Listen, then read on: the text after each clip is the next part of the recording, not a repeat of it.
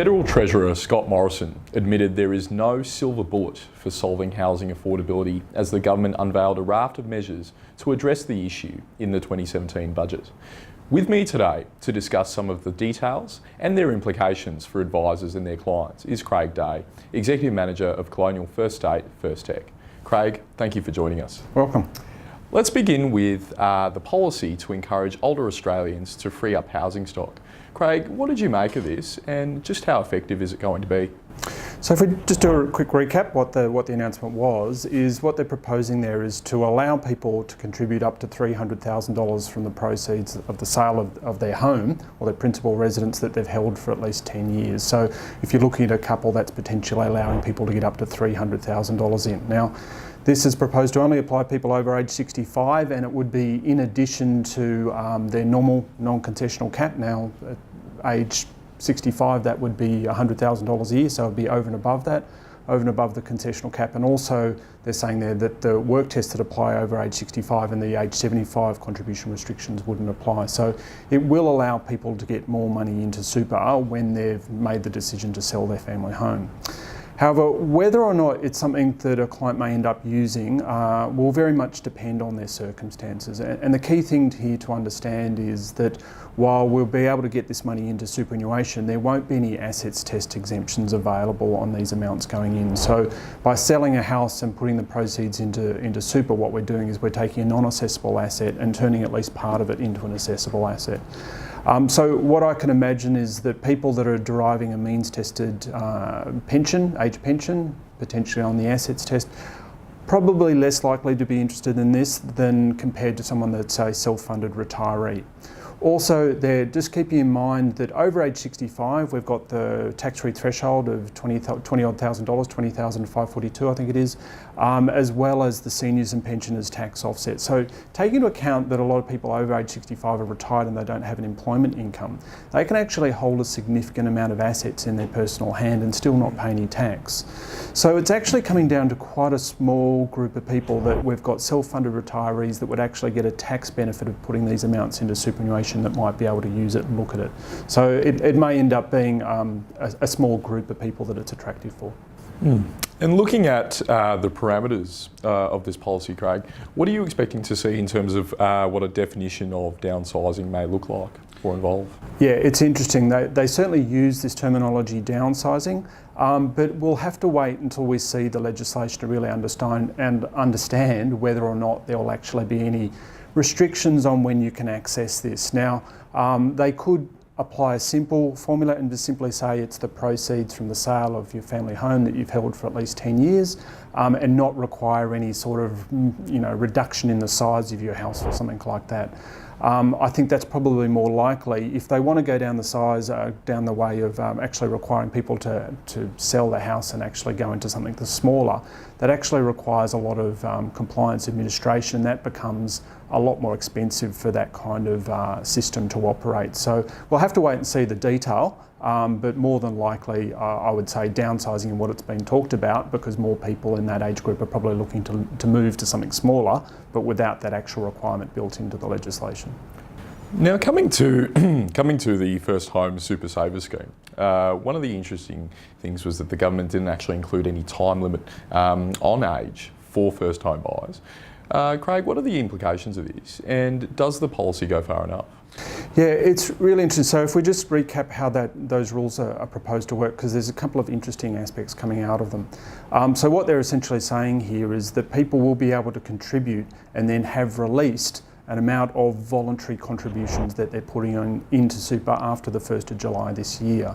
So those restrictions are $15,000 an annual basis or up to $30,000. So what the proposal is that you would be able to make those contributions. Now here, also important to note that there's no suggestion that these contributions would be in any way different to your normal concessional or non-concessional contributions. They will simply be, if they're concessional contributions, they would be amounts over and above the super guarantee amount. So if you make these additional salary sacrifice amounts, or even if you put in a non-concessional contribution, the normal contribution caps would apply to them, and then you'd have this additional amount that you can potentially release. Now, when it comes time to then purchase your house, what you'll be expected to be doing is applying to the ATO, and the ATO would look at your contributions after the 1st of July to determine how much you're able, have you put in additional voluntary contributions, and how much you can actually take back out at that time.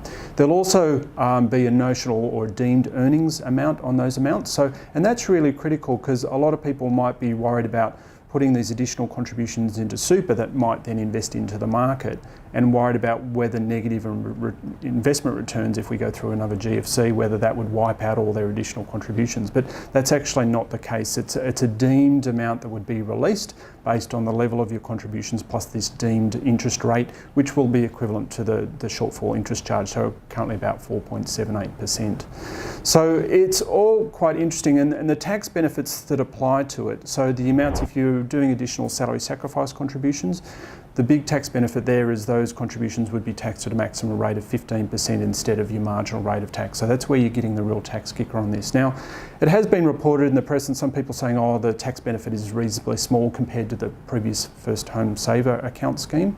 But depending on your level of income and your tax rate, you could be benefiting by up to $6,000 using these rules. If you've got a couple, that's an extra $12,000, and it's just simply come about by implementing a salary sacrifice arrangement. And much more simple, much more flexible than those old First Home Saver accounts. And therefore, you probably like to see a lot more younger people taking an interest in their superannuation as a result of these reforms. And on that last note, Craig, what does the policy mean for young people when it comes to driving greater engagement with their superannuation? Yeah, I think it's going to be really interesting, because I think this might be one of the unexpected benefits of this strategy, that for millennials, for that age group that they're looking at superannuation, they're thinking, well, that's something that's 45 or 40 odd years away, I'm not really focused on that now. They're not interested in their superannuation fund. But all of a sudden, superannuation takes on a slightly different context, because now I can think about salary sacrificing, a bit more forced savings going into super, that I'm doing voluntarily, and I get access to that potentially within the next couple of years to help me buy my first home. So all of a sudden it engages people and really demonstrates that tax benefit of the superannuation system. Also, really interestingly, it encourages that savings cultural mindset, which will also help the younger generations save towards the important things in their life and achieve those future objectives. So we might see out of all of this young people that would never really have thought about super, or just see superannuation as actually money coming out of their account, actually engaging with it, getting interest in it. I think the key thing there for super funds will to have superannuation fund options that are really engaged with that millennial type of market. So making sure that your account balances and the amount that you'll be able to release to buy this first home can actually be shown on a website somewhere. So, CBA, many other providers have got these types of funds out there. That's going to be the key. It's not only having the tax benefits, but communicating it and engaging with that demographic in a way that they really embrace superannuation, which sounds a bit odd, but it really could turn things around a lot for that age group in terms of their engagement with super.